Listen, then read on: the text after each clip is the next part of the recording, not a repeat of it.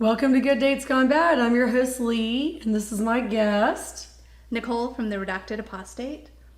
Welcome. And just like before, we're going to talk about one of her deal breaker dating stories, and then we're going to read one from the book. So why don't you tell me what you think is a good date? What does it mean to have a good date?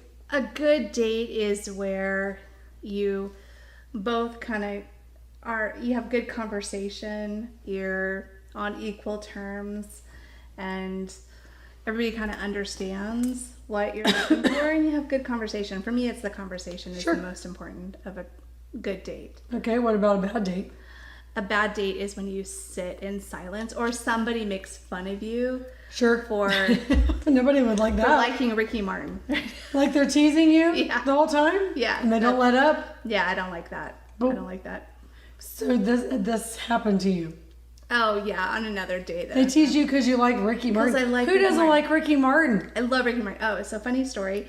I had my whole wall when I was 12, all Ricky Martin, because I was Sure. in love with Menudo. Like, Duh. in love with Ricky Martin. I was so sad when I found out he was gay. Yeah, but then when he was gay and all big and buff, no one recognized him So as Ricky beautiful. Martin, but he was hot. Yeah. Actually, I went out with a guy that looked just like Ricky Martin, and he made the book. That's for totally another day. But yes, we will be reading that story. Oh, I love Ricky Martin. He's so sexy. Yeah. So tell me about one of your good dates gone bad.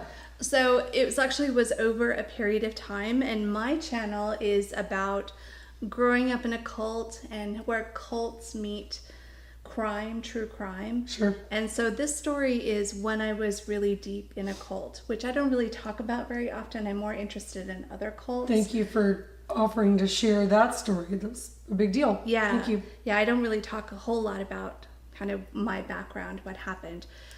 But in the cult that I was raised in, everything is controlled. Your behavior is controlled, and specifically around sex and marriage and all of that. You're in this little bubble within a bubble. So it's not like normal religion where religion can be controlling anyway. You're going to go to hell, right? You're going to go to hell if you drink. You're going to go to hell if you have sex. It's not like that. It's worse. It's way worse because you're under a microscope and you're always trying to please the elders of your congregation. And if you displease them, you could lose your status within the congregation. So you're always kind of in this battle of hierarchy of trying to be perfect. And when it comes to dating, it's even harder because one of the big rules is no sex before marriage.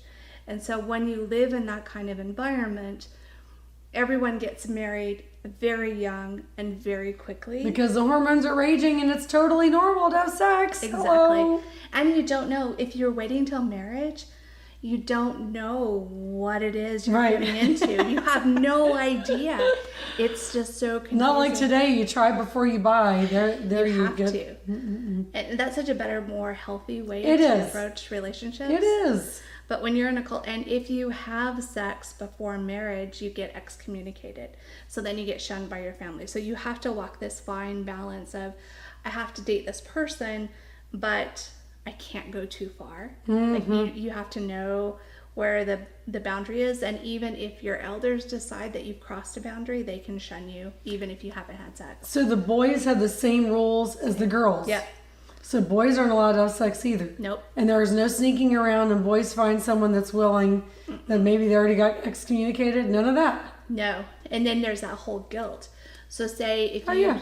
if you kind of push the boundary a little bit, you didn't have sex, But isn't that religion? I mean, religion throws the guilt in there.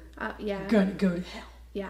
Yeah. But this one, God's watching you. God's watching you, and you have to confess. So Yep. if you confess, and then it's even worse because then you go in front of a group of men as a woman and they want to know every single detail. All of the sex details. act. Yeah.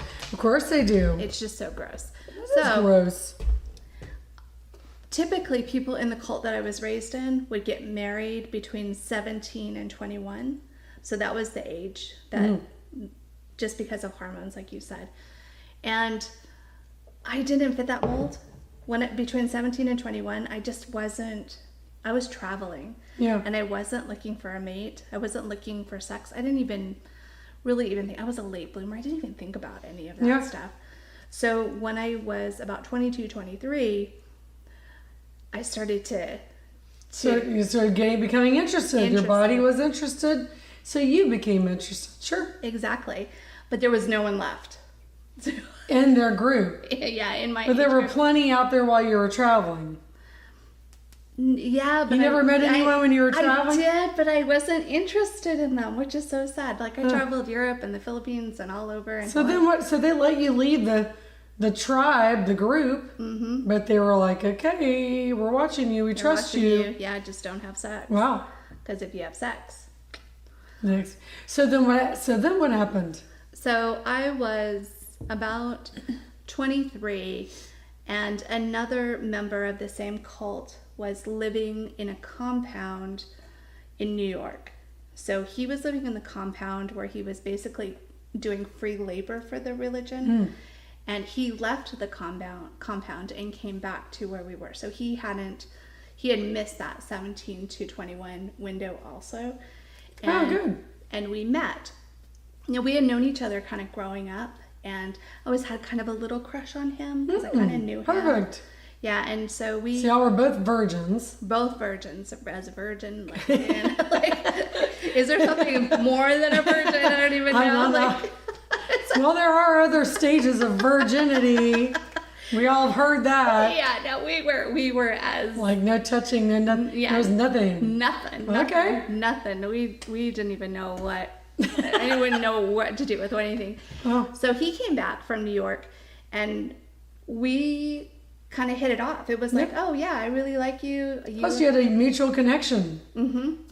Another thing in the church too is that they called it, how is your spirituality? But your spirituality really meant what's your ranking in the cult. Are you higher up in the cult? Are you lower down in the cult? Kind of what's you your were status? like a nun, ma'am. Yeah. So my spirituality, and he was like a priest. Yeah. So our except you didn't like cater to people in that way, but that's right. Your physical spirituality was intact. Exactly. And because it was how we got ranked in the cult. So we were, in every sense, we were equals. So we were kind of like a really good match in that sense. Because he had worked at the compound. I was doing everything for the cult when I was preaching full time, and I had given my whole life to this cult. Wow. And where was this cult? Do you mind me asking? Where was it? So I was in northern Utah, southern Idaho, but I wasn't Mormon. I was a Jehovah's Witness, and I was preaching to migrant workers that were working in those fields. So I was working on creating a Spanish-speaking congregation to the migrant workers in southern Idaho, northern Utah. Okay. That's, if you know the area, it's very fertile. There's a lot of stuff that grows in that area. So that's where I was. When I lived in Idaho, I lived in Rexburg and Idaho Falls, which is right there on the Blocky L part that's right there by Wyoming. So like the Sandhills and the what is it, that city? Jackson Hole, Wyoming. We would go there all the time. We had to go through Driggs and all the way over there. That's cool. Yeah, I was further south. I was kind of like right on the Utah border. And I was based out of a city called Layton, Utah.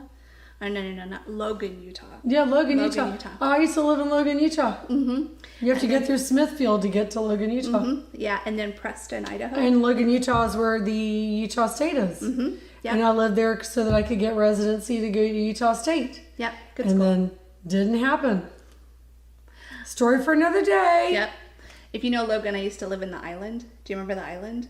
No. Where it was like a sunken inn with waterways around it. It was a cool part of town. I lived over where there were canals, and I used to pick the apples off the tree. That's the island, yeah. To make apple pie. Yeah. Yep. Cool part of. Yeah. But it's like very fertile. That's where there's onions and potatoes. Oh, yeah. Lots of dairy, lots of farm life. Yeah, definitely. Yeah. So you lived over there? That's interesting. Yeah. Huh. Yeah, but I wasn't Mormon. I was there preaching to migrant workers that were working in the fields. So I was working on those dairy farms out in the fields. They would have, where the fields were, they would have what you would call barracks, where migrant workers would work, and I would go preach to them, to those migrant It's almost workers. like slaves. Yeah. Yeah. The modern day version of what the blacks had gone through, except they're not being beaten, right? Yep. Or starved. They have a campground. Yep. Exactly. With cabins. Trailers. Trailers. Okay. Lots of trailers. Yep. And then some of them, there used to be a big meat processing company in Logan, and a lot of Hispanic people worked there. So they would go from the fields, and then they would go to the meat packing. Well, they're known for their beef, and they're known for their, Aggie beef and Aggie dairy farm, because they're known for their ice cream. Yeah. Yes. Yeah. It's so funny because now we're talking, and I know have the all about smells. it. Like I can remember the smells coming back to me from when I was out in the fields. Yeah. Yeah. So he moved to Logan to do the same thing, to help build the Spanish-speaking congregation in Logan and Preston, Idaho, is kind of what we were doing. So we started dating, but it had to be hush hush. We couldn't tell anyone. We would tell our families. But how does anybody ever date in this damn religion? It's very complicated. It was very complicated because there's rules. There's like the rule of no sex, right? That's the big rule. But then there's all kinds of unwritten rules. And if you break an unwritten rule, it's just as bad as if you break a written rule. So some of the unwritten rules were you couldn't be seen together. Everything had to be, you were dating someone with what they would like an arranged marriage. Exactly. You're dating with a view to marriage. So once you were almost ready to get engaged, that's when you could come out of the closet and say, we're dating. And there was a process, and I'll get to the process of what that process looks like, because it's very specific. Oh my God, y'all could never date that could never be like an online thing. It's just insane.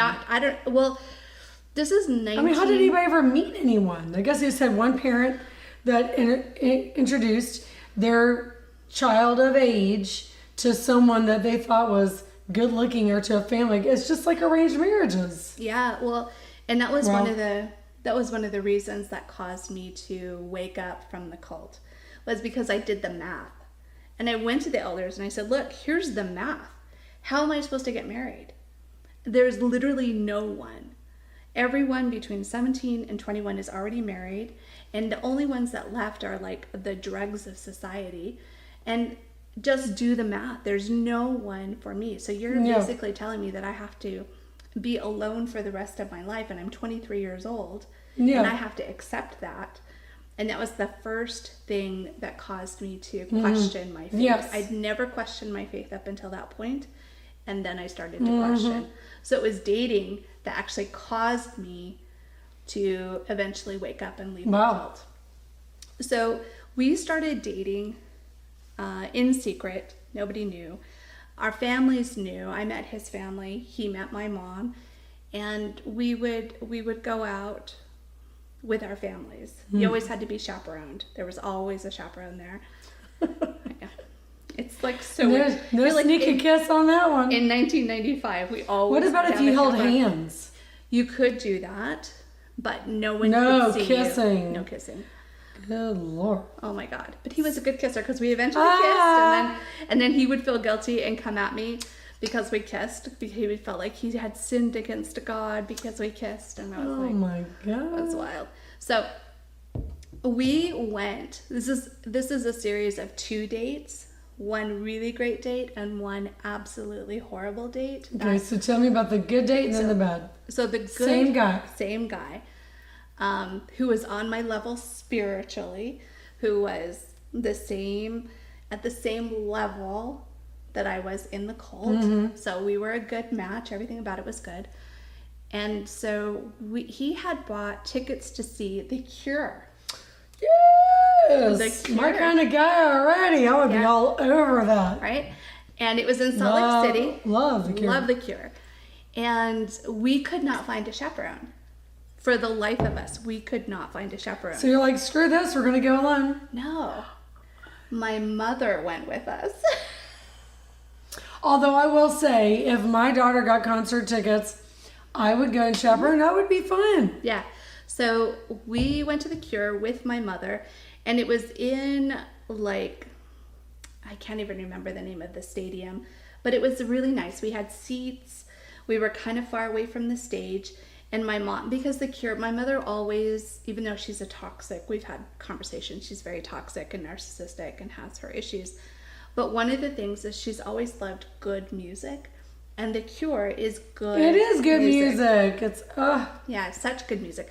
So amazing. She was like, oh, I love this. And she was dancing and she had a great time. And we all had a great time at listening to The Cure. We were not crowded. We were not, because I have issues with large crowds. And so it was just a wonderful night. And he was like, I love your mother. And this is so wonderful. And we just had the best night ever. Good. So he, in his simple cult brain, was like, I'm going to replicate this, but with my parents.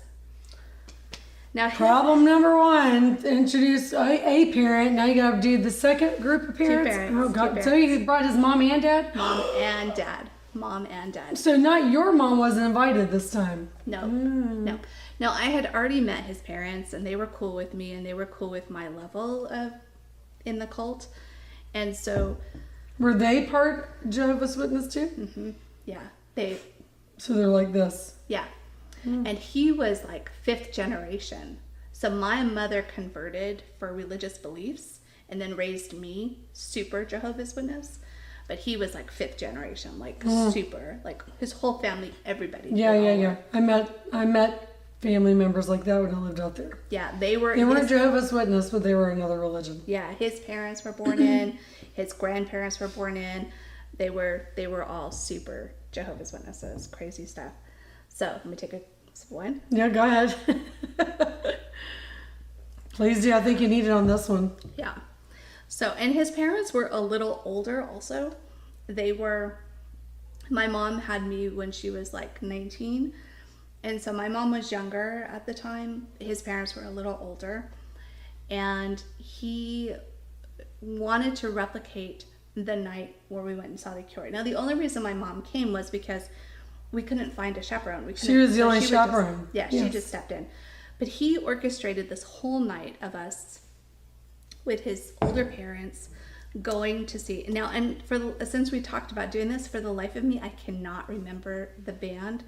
But what I remember is that it was a Riot Girl mid-90s punk band that we went and saw. Not Joan Jett. No. Not Sinead O'Connor. No. It was like a... Not Alanis Morissette. Mm-mm. Because it was in a small venue. It was freezing cold. And it was miserable. Now, wait a minute. What's the song? I can't even remember. The night was so bad. And it was a chick band that she was like... Okay, now you're going to make me think about this. Yeah, I cannot remember. But anyway, so you obviously knew some music. You knew some music from her, yes? I don't remember. But at the time she did. At the time you did. Yeah. At the time you were like, let's go see this. So we started and we had dinner. We went to an Applebee's or someplace like that, right? And he opens the menu and he goes, oh, this is so expensive. He says that. This is so expensive, in the complete jackass way. And so in my mind, I'm thinking, wow, this is so expensive. I need to order something really small and really cheap. Yeah. So I ordered something off of the appetizer. And then his dad ended up paying for the meal. So, for him to come in and go, oh, this is so expensive was just such a bullshit. That is a turn-off. That is a major turn-off. Major, because I remember, I can't remember the band, but I could remember Was it him. your idea to go to that restaurant, or was it his? It was his. See, so they didn't need to say a word. Exactly. You should, these days, and that was before the internet. Mm-hmm. So now everybody knows better. If you're going to invite a lady to an expensive restaurant, you look at the menu, find out what you're getting yourself into. But it was like an Applebee's, so it wasn't even that expensive. It was not even. That's when you could all four eat for $50 because you're not even drinking alcohol. No, we were not drinking alcohol. That's true. It could be $30. Oh, give me a break. So I ordered the smallest thing on the appetizer. So we left dinner and I was starving already. So we get to the venue. I've been like, I want a burger. I know. So we get to the venue and they're not letting people in. So we had to stand outside in the cold. His older parents with all of these young punk rockers that were there standing in line to get into the venue. Yeah. And his parents were just so uncomfortable. They were so uncomfortable. Was it Till Tuesday? What's the name of that group where voices carry? No. Okay, see, now I'm going to be distracted with this. I'm trying not to focus anymore. Okay, go ahead. Sorry. So they were uncomfortable. They were so uncomfortable. Which made you uncomfortable. Yeah.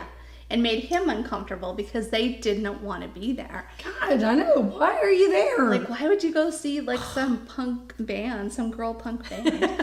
Just crazy. And so we get inside and there's no chairs. It's just a concert hall. That's it. A concert hall. So it was like one big mosh pit. They're trying to do that because that's what everybody used to do. Yeah. Oh my God. Yeah. And so the band starts playing and it's super loud and it's punk rock and it's... I would be like, y'all can stand right over there. You can see us. So we like stood over to the side. It was torture. It was like the worst night of my life. Even to this Sounds day, cringy. it was the worst night of my life. His parents were so angry and so annoyed. And then when did y'all leave? Was it late? No, we left like halfway through because it was like... It was just so awkward. It was too much. When it ruined the night. Completely. Like the whole night was... And I was starving. It was freezing cold. And we were listening to punk rock with an older, boomer parents and who had been raised in a cult. They're fourth generation cult members. No. It was That's not a good matchup at all. So how did y'all end the night? I just left. And that was before Uber. Yeah. We got to my car and I just left. I was like, that was an embarrassment. Like, you embarrassed me. Oh my God. Like, I can't believe you did this. And he was like, I was just trying to see my parents were cool like your mom. Like, my mom is not cool. That's the last thing we could ever say. My mother is crazy, but she likes music. So even my mother would have been okay at that punk rock music because she likes music. And as long as you had talent musically, she could appreciate like kind of every kind of music. That's just who she was. Very few people are like that. Right. And well, punk is it's its own genre for a reason. It doesn't always cross over. Billy Idol would be considered in some stages as punk. Yeah. But then he made the stripper scene and then everybody thought, oh, he must be great. And then Billy Idol made the pop rock scene, right? But for a while there was kind of punk rock. Yeah. Yeah. So it just depends on if their music can flow. But if that band couldn't do that, I could see why that would be. And it was a small venue. And it's a lot for me too. If some music I just can't handle. It's too, like some speed rock, no. Yeah. But they were just miserable. It was a nightmare. And that made your night. So did you ever go out with him again? Money question. Because we have talked that we can't share one of my stories, which is okay. But what the money question is, did you go out with them ever again? I think I did, but we broke up shortly after that. So that was not the last straw, but it was very close to being it. And then part of the coming out to say, I'm dating this person and we are official and we're dating with a view to marriage. Very careful, you have to say that. We are dating with a view to marriage. You had to go to a place and sit together. That was it. That's all you had to do. You had to go to a wedding, to a convention, to a major event and sit together. That's it. To look like you're a couple. Yep. And if you accidentally sat next to a single guy, it became like gossip within the cult. Ooh. Like, you had to be very careful. So if you accidentally sat next to, just completely randomly, next to a single guy, you would have to move, or he would have to move, because people would immediately start gossiping and talking about it. It was crazy. So we had said, okay, we are official. This is a couple weeks after this horrible date. We are official. We're going to go to a wedding. We're going to go together and we're going to sit together. And then he didn't show up for the wedding. He didn't show up. That's how you knew it was over. That was it. Well, if it could just be that easy. That was it. And then I woke up and now I'm free. Could you imagine? Yeah. That's crazy. All these weird rules, and the cult has changed so much that I don't even know if those rules are still. You know, they probably have changed with the times because it's not realistic to be married to someone and not have the normal steps of getting to know someone. You have to do some things. It's only natural. Yeah. Holding hands. Yeah. Kiss, just not even French kissing on the lips. Holding each other, hugging. To see if you're putting your arms on each right? other. Yeah. Yes. Are you compatible? And we had no way of knowing whether we were. I mean, that's the demise for any marriage, really, is if you don't do those magical steps to build some kind of interest, other than I have never been with someone and I guess TikTok, You're it. I better hurry up and do it. That's very sad. Well, I'm sorry that you had that experience. But I'm glad you're out. I'm out. Yeah. Yay! I'm out. And I think it's because of him. Like, Yeah. it was that experience that led me to being where I am today. So super thankful that he was a terrible date. That's right. It sounds like a Bad date. Plug the name of your show again. It's called The Redacted Apostate. And we discuss cults, and specifically where cults intersect with true crime. So if there's a cult that has done something and they're on trial, that I cover a lot of that stuff. Isn't that amazing? So here, cheers to you. Thank you for being on my show. Yeah, I love it. And stay tuned for more Good Dates Gone Bad.